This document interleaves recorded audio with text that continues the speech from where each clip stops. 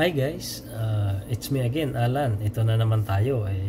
Ito magpapalit tayo ng water pump guys sa caravan. Ayan guys, bago natin umpisahan, hingi sana ako sa inyo ng pabor. Baka naman, please subscribe naman my channel para dumami naman yung ano natin at lagi tayong mag-upload. Ayan guys, umpisahan na natin. Mag-ano tayo, palit tayo ng water pump. Ayan yung water pump niya guys, nandyan lang sa ano, sa unahan. Yung inano ko dyan, ituturo ko sa inyo ngayon. So yan, ano muna tayo ng belt guys, nagtanggal muna tayo ng serpentine belt. Kasi siyempre nakabit yun sa water pump, kaya tanggalin muna natin. Yan. So yan, natanggalan natin guys, nakita nyo, natanggalan natin yan. Yan, isusunod na natin guys yung ano kaagad, water pump. Yung pinakita ko kanina guys, yun yung ano, yun yung water pump. Ayan. So magtanggal na tayo dyan sa water pump. Ayan, yung mismong inanuhan ko, yan yung water pump.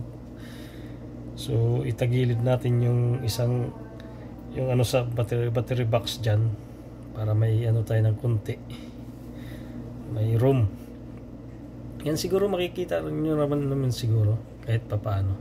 Kaso lang mababadiran ko lang kasi yung cellphone ko nasa taas ko nilagay para makita, kahit papaano makita man lang.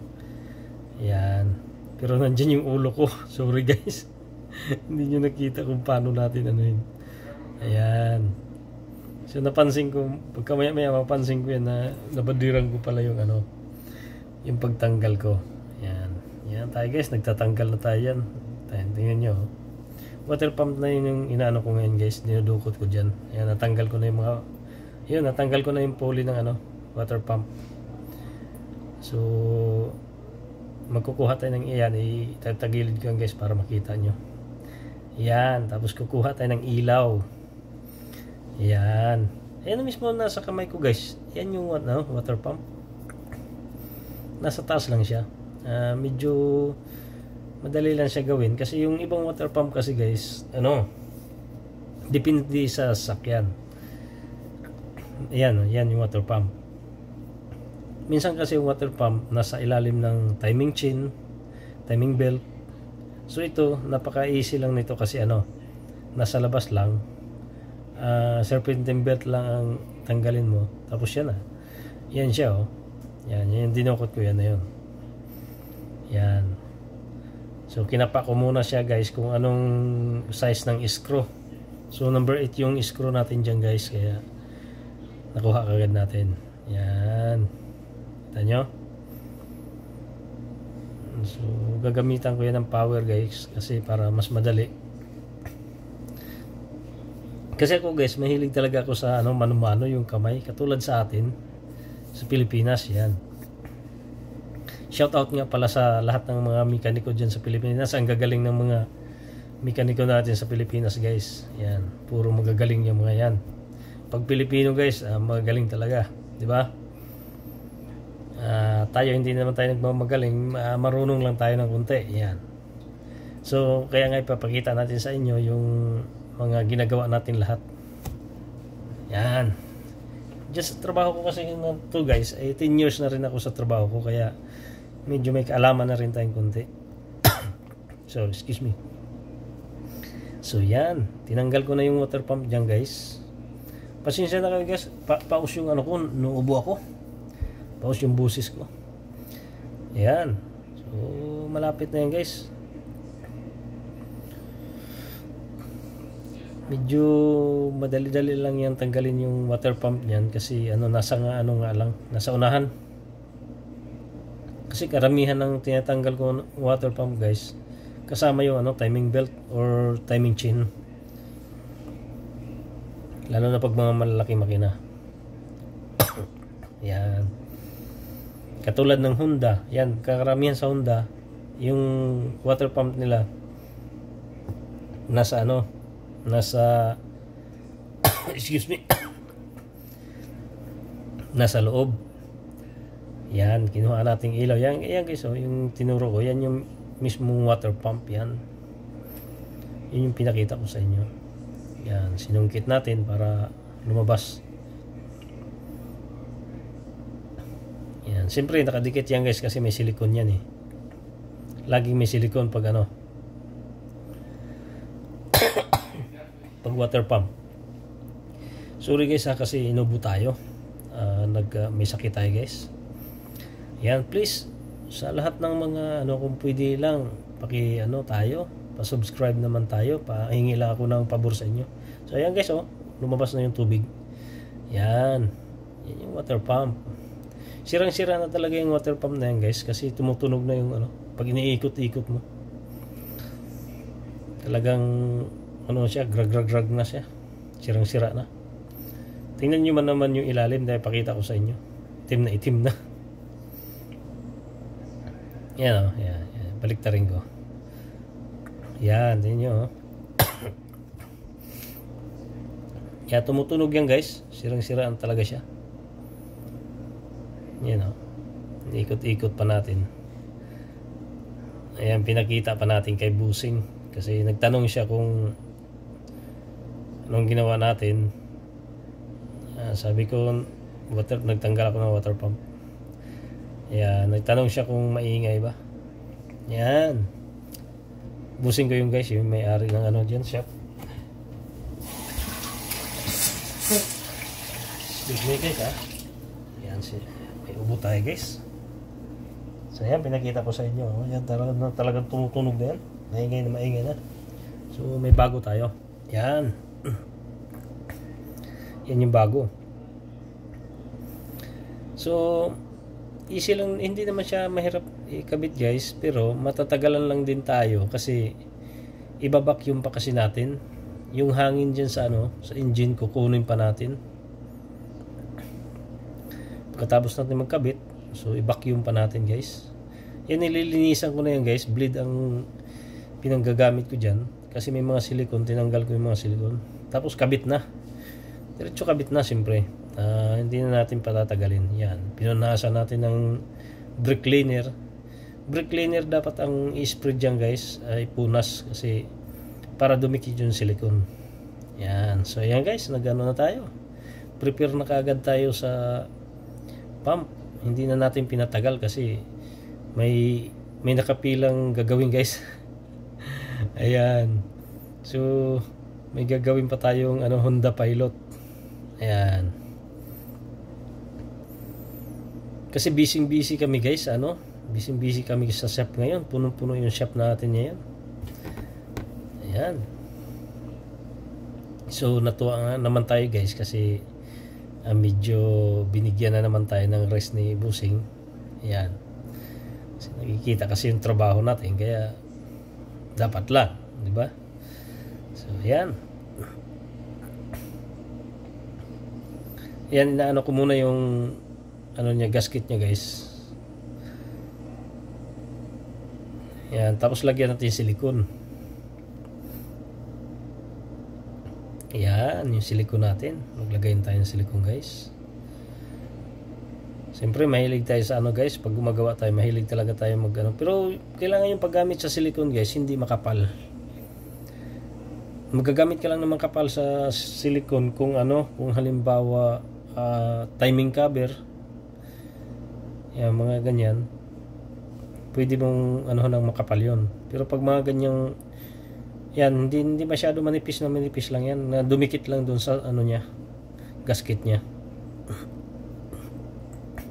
Yung iba guys hindi gumagamit ng silicone kapag ganyan, pero ako gumagamit talaga ako kasi sigurista tayo guys. Kasi pag once na dumikit yan, hindi mo na matatanggal yan. Di ba talaga matatanggal yun?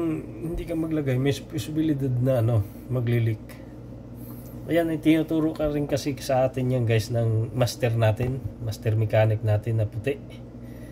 So wala na, nagpas na, namatay na yung puti. Ayan, boss namin yun dyan, pinaka head namin yun talaga nag-training sa akin. Ayan, magaling yung magaling yung magturo kasi talagang ipapagawa sa'yo, tapos siyempre i-explain sa'yo kung paano gawin. Ayan, Tapos yan, doon natin sa kanya yan natutunan. Kaya talagang gumagamit ako ng ng silicone. Yan. Kapag nakadikit na yan doon guys, kapag nalagay na natin yan, nako, hindi na kung matanggal man yan, kasama na yung gasket. Sira na yung gasket. Kasi dikit, yan baliktaran yung lagay natin ng silicone dyan eh. Yan. Kita niyo naman, nilagay natin yung gasket, tapos nilagyan natin ulit ng silicone. Kakabit na natin yan guys, hindi na natin patagalin yan. Yan. Pero may yan guys, may guide yan kung saan yung kailangan may nasa baba. Excuse me. Yan, kinakabit na natin. 'Di ba guys? Pagtanggal natin, kabit kaagad. Nililinisan lang natin, kabit kaagad, hindi na natin pinatagal. Yan. Hindi pa ako naka-uniform yan guys kasi hindi ako ako sa misis ko, nagsundo. So hindi na nga ako nakakain dyan dyan na lang ako hindi ako nakakain sa bahay, dyan na lang ako kumain sa shop kasi si madam, yung busing natin babae, may pagkain naman siya laging dala-dala. So lagi tayo niyayaya, di kumuha na lang tayo ng pagkain. Nagpakapal na lang sa mukha. Ayan. So ayan guys, kinakabit na natin yan. Diyan. Pasensya na guys na minsan mabadiran ko yung camera. Wala kasi akong ibang pagpipilian diyan, wala akong ibang malagyan. Kaya yan.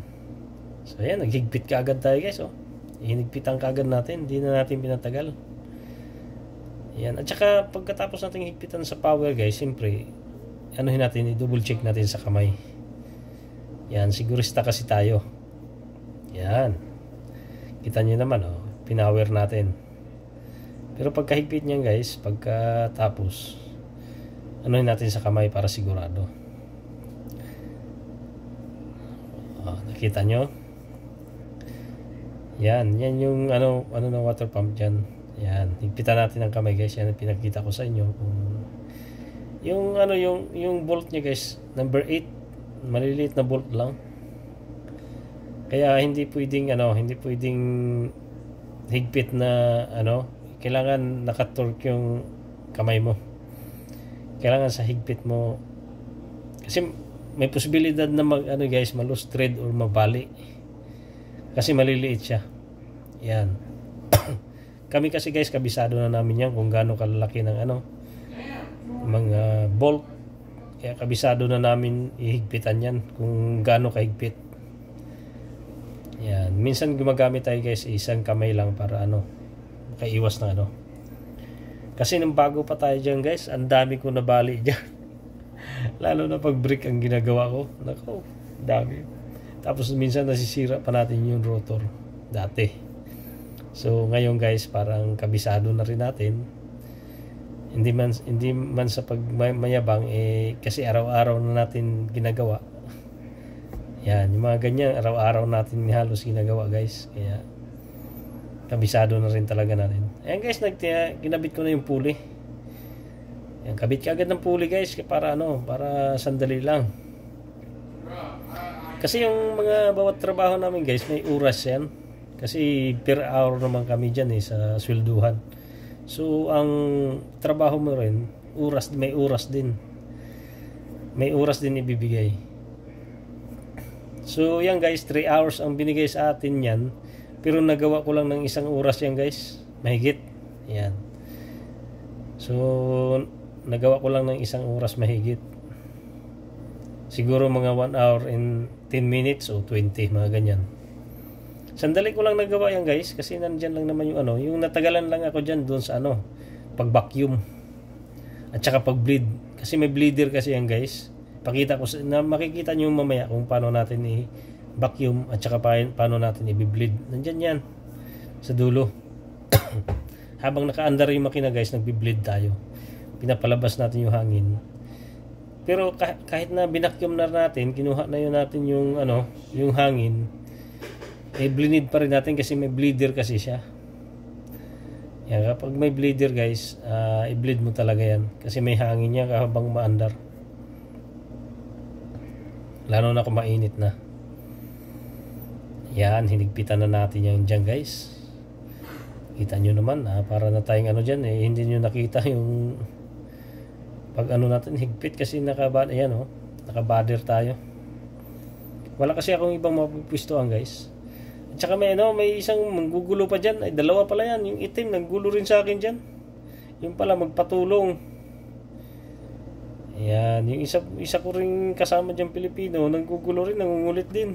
Ayan. So, ayan guys. Ayan na, pinakita ko na sa inyo. Ayan. Pero, ikakabit na natin yung dyan guys, belt. Ayan. Kabit na yan. Kabit na natin belt. Serpentine belt. Ayan. Kita nyo. Yung mechanic guys, palakasan din yan yung iba. Lalo na sa katulad sa sumakit niyo yung baywang ko nung isang araw kasi yung lalaki ng gulong ng yung ginawa kong brake yung pinos ko na pinos ko na GMC. Ang lalaki kasi ng yung guys. Ang lalaki ng gulong. Tapos pinagbubuhat ko yun. Yan. So yan guys, nakabit na yung dyan guys, belt. Yan, nakakabit na yan.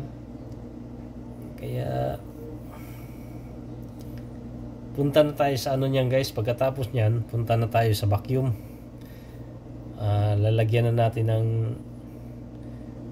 yan, sinilip pa natin, sinigurado natin kung okay na yung belt. Yan. Siyempre, pag pa-under mo, kailangan safety talaga yung belt kasi baka tuloy may masira patuloy, di ba? So, ayan guys, na yan? Mag-vacuum na tayo dyan. Yan, nagbukas na ako ng radiator cap. So, iba-vacuum na natin yan. Yan. Yung sasakyan na yan guys, napansin ko dun sa cap, parang dumaan na ng overheating. Kasi guys, yung cap guys, kapag may oil yan, lalo na parang gatas-gatas yung parang gatas yung niya, yung kulay. Dumaan na yan ng overheating guys. Yan. Kaya siguro nag-overheat yan dahil sa water pump. So ayan, naglagay ako guys ng tubig bago natin vacuum. Yan. Para sandali na lang kunin niya yung kasi yung karamihan guys, hindi namin nilalagyan ng coolant, iba-vacuum na lang kaagad namin. Pero mas magandang lagyan ng coolant para konti na lang yung yung hangin, lalabas yung ibang hangin. Yan na yung vacuum guys. Ayan, vacuum yan. Ang purpose sa vacuum guys is hihigupin niya yung mga hangin sa sa makina, para kapag naglagay ka ng tubig, hindi na siya mag-overheat kasi punong-puno yung makina, yung engine, yung sa block niya, hihigupin yun. Yan, iba-vacuum natin. Tapos pagkatapos mamaya i-bleed na rin natin, habang pinapaandar natin. So hindi na natin to na-drive tong sasakyan na to guys kasi yan, nagmamadali na ako dyan guys kasi mag-aalas 5 na yan, 10 minutes na lang. So mag-aalas 5 na. Bukas ko na i-drive yan, ewan ko lang kung ma-vlog ko pa. Pero hindi na siguro kasi may gagawin ako bukas na pilot. Yan.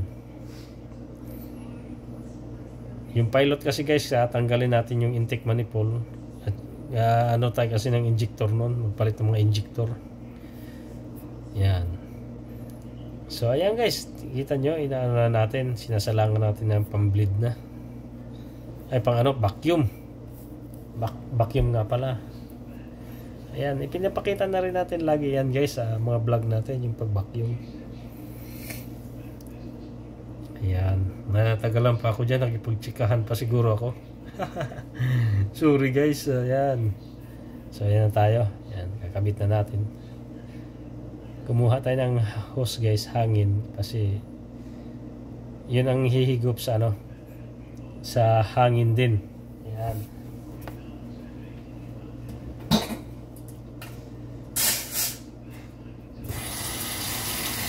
Pasensya na kayo guys sinano talaga ako, inubo.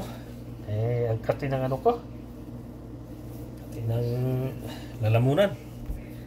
Ayan guys, inumpisa na natin i-vacuum yan guys. Ayan. So nag-vacuum na tayo dyan. Tinanggal na natin yung hangin. Ayan. So ayan o. Diyan pa dumaan may tubig yung hose guys. Yung hose sa hangin. May tubig. Ayan. Nag-vacuum na tayo dyan guys. Yan. Hinigop niya na yung ano. Yung hangin sa block. Sa engine. Yan. Hinigop niya na yan. Ilalabas na niya. Pagkatapos idagdagdagan natin ng ano. Siguro hindi ko na napakita sa inyo yan. Yung nadagdagan ko ng tubig. Kasi nagmamadali na nga tayo guys. 10 minutes na lang yan guys. Yung kasama ko nagpasok na ng mga sasakyan. So hindi ko inanuhan. Tinulungan. Yung pinasok niya sa sasakyan, mga 8 yun. Nakakapagod rin yun magpapasok ka ng mga sasakyan. Yan. So pagka mag-vacuum ka guys, siyempre magdagdag ka rin sa sa radiator. So ayan guys, nilagyan natin ng dyan sa para mag-bleed tayo. Yan. Papaandar ko na yan maya. Paandarin ko na yan para mag-bleed. So yan, dinagdagan pa natin ng coolant guys, tubig. Ayan, yung coolant na gamit natin guys, universal, kahit anong kulay pwede siya ihalo. Ayan. Sa green pwede siya ihalo, sa pink pwede rin ihalo. Ayan o. Sa blue pwede rin ihalo guys, kasi yung mga BM guys karamihan ng blue or green sa BM. Sa Toyota naman pink karamihan. Yan. Sa mga Fords naman yung green. Yan. Pero yung na yan pwede pang halo sa yan. So ayan guys, nagpaandar na tayo. Pinandar natin. Yan, pinandar natin yan. Ayan yung belt niya, napansin nyo, gumagalaw na. Kumukulo-kulo na yung kasi magbi-bleed na tayo dyan guys. Ipalabas natin yung hangin. 2 bleeder niyan guys. Yan, isa yan sa bleeder yan. Inopen natin yan bumubula yan. Yan, ayan yung hangin niya. Kita nyo guys, yung hangin niya. Yan, lumalabas. Yan.